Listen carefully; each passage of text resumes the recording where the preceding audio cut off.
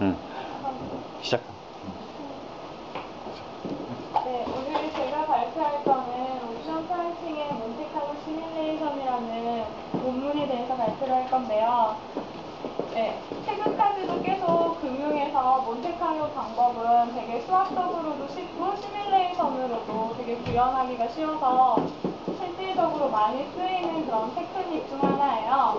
그런데 얘의 단점이 한 가지가 있다면은 쉽고 간단하긴 한데 분산이 커서 안 좋다는 그런 단점이 있어요. 그래서 오늘은 얘 분산을 줄일 수 있는 방법이랑 그리고 이렇게 구현한 결과가 얼마나 클로즈드 폼과 가까워지는지에 대해서 발표를 하겠습니다. 네, 그래서 먼저 몬테칼로에 대해서 간단히 설명을 하면은 그 어떤 주가를 임의로 n개만큼 추출을 해요. 그리고 그 주가에 대한 옵션 가격을 각각 다 구해서 이렇게 평균을 취하는 방법이 몬테칼로예요. 이렇게 간단하게 할 수 있는데 얘 분산이 크다는 단점이 있죠. 그래서 분산을 줄이기 위해서 보면은 얘의 이런 표준 오차는 위에서 이렇게 나온 이 표준 편차를 그 경로의 개수의 제곱근만큼 이렇게 나누면 우리가 이러한 표준 오차를 구할 수 있어요. 이 식에서도 볼 수 있듯이 만약에 경로의 개수를 계속 늘리면 늘릴수록 오차를 감소할 수 있는 그런 게 되는데요. 그래서 보면은 만약에 100개의 경로를 뽑았을 때랑 400개의 경로를 뽑으면은 오차는 50%만큼 줄게 된다는 걸 알 수 있어요. 그래서 얘를 실질적으로 한번 이게요, 그런 통계적인 그런 건데, 만약에 그냥 n분의 1로 하면은 무슨 수학적으로 뭔가 바이어스? 뭔가 생기기 때문에 n-1로 하는 게 맞다는 그런 증명인데 저도 자세히 안 봐서 잘 모르겠어요. 그러니까 통계적인 그런 문제입니다. 그래서 지금 이 위에 있는 예제는 기초자산이 10이고 생산가격이 10인 이런 푸드션에 대해서 이렇게 써놨어요. 그리고 얘를 몬테칼로한 결과가 밑에 이런 표로 나타내는데요. 첫 번째는 경로의 개수가 100개일 때, 400개일 때, 2,500개일 때 이렇게 각각을 구했는데요. 경로가 100개일 때 표준 오차는 이 두 번째 줄에 12% 정도 되는데 경로를 2,500개로 늘리면은 오차가 2%로 이렇게 확 줄어드는 걸 알 수 있고요. 그리고 이론적으로 100개에서 2,500개로 이렇게 경로를 증가시키면 오차는 0.2만큼 감소해야 되는 그런 우리의 이론에 따르면 그렇게 돼야 되는데 실질적으로 우리가 이렇게 시뮬레이션을 구현했을 때도 표준 오차의 감소율은 이렇게 19.41%만큼 표준 오차 감소하기 때문에 이론적인 거랑도 매우 비슷하다는 걸 표준 오차가 정의가 어떻게 된 거예요? 표준 오차의 정의는 앞에서 이렇게 되는 거예요. SD가 위에 있는 표준 편차를 경로의 개수 제곱근만큼 나누는 거예요. 저희는 표준오차 좀 잘못된 거. 이거요? 이거는 사실 이게 2,500인데 되게 0.006이라고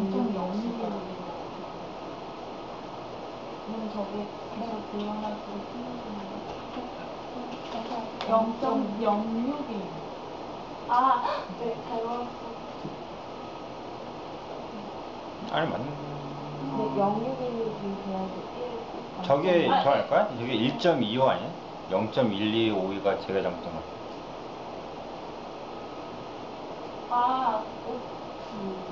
아니 0.06인 거를 잘못. 아니 네? 제가 A가 잘못됐어. A가 잘못된 것 같아요. 네. A를 1.1이니까. 하여튼 뭔가 잘못했어요. 네. 맞아요. 첫 번째 A 경우의 표준 오차가 1.252. 그렇게 돼야 돼요. 그래서 이제 이런 식으로 분산을 감소시킬 수 있어요. 전 페이지 다시 봐. 거기다가 저걸 표준 편차를 SD라고 좀 써놓은 게 나아요. SD는 그래야지 그 다음에 표준 오차 정의가 SD가 나오는데 SD가 정의가 없이 나오니까 헷갈리잖아. 저게 표준 편차가 아니라 표준 분산 아니야? 분산? 분산은 여기에 루트 씌우는 거. 예? 편차가 루트 씌운 거고 분산이 베리에이션이 네. 저거잖아. 저게 베리에이션인 거죠. 저걸 루트 씌워준 게 표준 편차 아니야? 응? 그치? 편차가 더 작은 거잖아요. 편차. 표준 편차가 스탠드 디비에이션이 네. 루트 씌워진 거고 분산이 더 큰 거로 알고 있는데. 요즘 좀 바뀌었나? 시대가 좀 바뀌었어. 저기 분산. 표준 편차 저거 나셨잖아요. 진설보다. 응? 저게 분산이고 저 루트 씌워준 게 표준 편차. 아, 모르겠다. 요즘 물가가 좀 올라가지고 이것도 같이 올라갔네. 그래서 이제 이렇게 바꿀 다음은 이제 수용성에 대해서 볼 건데요. 그거 수용성을 보려고 이제 하나의 예제를 들어볼게요. 다음에 나온 포르션이라는 게 있는데요. 얘는 그냥 포르션이랑 같은 건데 하나의 조건이 더 있어요. 밑에 보면은 이런 베리어 프라이스라는 게 있는데 만약에 주가가 이 베리어 프라이스 8보다 낮게 되면은 이 포르션의 가치는 0을 갖고 끝나게 되는 거예요. 근데 만약에 주가가 8보다 작을 경우가 없을 때는 그냥 포르션처럼 우리가 만기까지 쭉 계속 갖고 갈 수 있는 그런 옵션이에요. 근데 보통 크로스보다는 싸겠네. 네. 저 떨어져서 없어지니까. 네, 그 간단한 문제. 그래서 살펴볼 때 그 뒷투자사의 가격을 8부터 16까지 0.2의 간격으로 총 40개의 그런 샘플로 살펴볼게요. 그래서 이제 포르션의 클로즈드 폼은 블랙숄즈의 식에 의해서 이런 식으로 되는 거예요. 그래서 이 클로즈드 폼과 몬테칼로를 구현한 그런 페이오프가 얼마나 일치하는지 이렇게 이제 그래프로 봐보면은 첫 번째는 경로가 100일 경우에는 이렇게 지금 별표가 시뮬레이션 하는 결과인데 클로즈드 폼은 그냥 파란색 지점이고요. 근데 100일 경우에는 시뮬레이션이랑 클로즈드 폼이랑 이렇게 떨어져 있는 것들이 많이 보일 수가 있는데 2500개로 가면은 거의 몬테칼로랑 클로즈드 폼이랑 거의 일치함을 이렇게 볼 수 있어요. 그리고 논문에서는 무슨 T-테스트라는 걸 이용해서 내가 몬테카를로랑 클로즈드 폼이랑 실험한다는 거를 T-테스트로 보였는데 이것은 우리가 알고 있는 그냥 네틀렌이나 C로 구현한 게 아니라 무슨 통계 프로그램으로 구현한 것 같아서 네, 여기까지. 그죠. 근데 클래스폼 솔루션 구하는 게 페어프는 똑같잖아요. 일반 콜옵션이랑. 페어프가 똑같잖아요. 뭐가? 스트라이크 10 이하 되면 다 제로고. 네. 페어프는 똑같은데. 다운에 나오지요? 네. 클래스폼 솔루션 구할 때 어떻게 구하죠? 클로즈드 폼 솔루션을요. 그러니까 저 구할 때 네, 보통 이거 콜옵션을 할 때는 경계 조건이 똑같잖아요. 페어프가 스트라이크 때는 제로고 네. 미만은 제로고 위는 리니어하게 되는데 네. 캐나 다운에 나오시나 뭐 페어프는 똑같잖아요. 물론 이제 경계 바운더리 조건은 다르지만은 페어프로 따지면은 똑같은데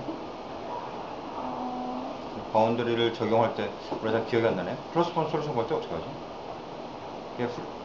프레지던스 폼으로 해가지고 히드퀴션 바꿔줘. 그죠? 네. 근데 히드퀴션에서 경계 조건을 어떻게 하는지 기억이 안 나네. 근데 중간에 네. 근데 여기서도 보면은 이 빨간색 점점들이 그냥 같은 조건에서의 콜옵션일 때 그런 거고요. 그리고 똑같죠? 다운앤아웃이나 일반 그냥 바닐라 콜이나 네. 페어프는 똑같다고. 만기 가격은 똑같아요.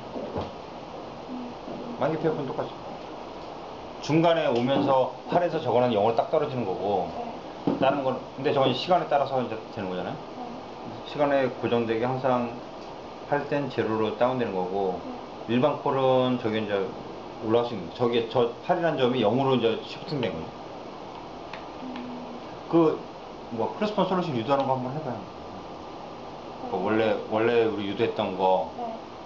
그거 뭐 그러니까 히드퀴션 바꿔주잖아요. 네. 히드퀴션에서 페어프 얘를 또 트랜스폼 한 걸 갖고 적용해서 푼데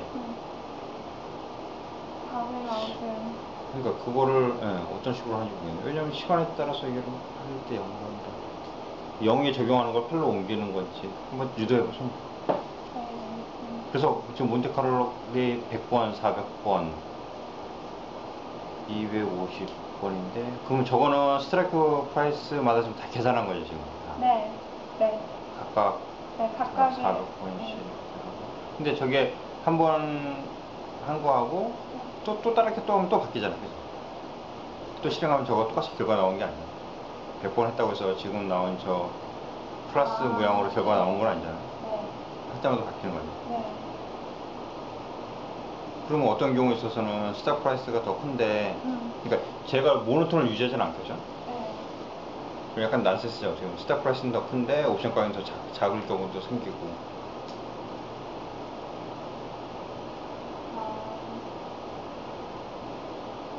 근데 그 몬테에서 저렇게 한 다음에 그립 구하는 거에 대한 네. 그런 거는 물론 이제 배를 바꿔서 그리기 정의 넣어서 하면 되겠지만은 네. 그거 할 때마다도 계속 바뀔 거 아니야? 네, 그리고 근데 그걸 어떤 식으로 처리를 해요, 보통 사람들? 뭐 책에서나 논문에서나 아니면 실무에서나. 할 때마다 바뀌는 그런 그림이 있어요. 그러니까 이번 했을 때는 그리기 3이 나왔다가 어떤 그리기, 네. 다음 했을 때는 그리기 뭐 2 나왔다가 어쩌다 5 나왔다가. 그럼 어떤 걸 그걸 해야 되는 건지, 실무적이나 아니면 뭐 아카데믹하거나 다른 논문이나 뭐 다른 책에서나 그걸 어떻게 물론 구할 거 아니에요. 네. 근데 뭐 그 차이가 뭐 미소하다든지, 그러니까 내가 뭐 억 단위로 계산하는데 그 차이가 뭐 몇백 원이나 몇천 원 된다, 그러면은 별 문제 없는 거잖아. 뭐 질문도 있어요? 질문. 없어요? 그럼 다음엔 영어로. 네. 잘했어. 감사합니다. 네.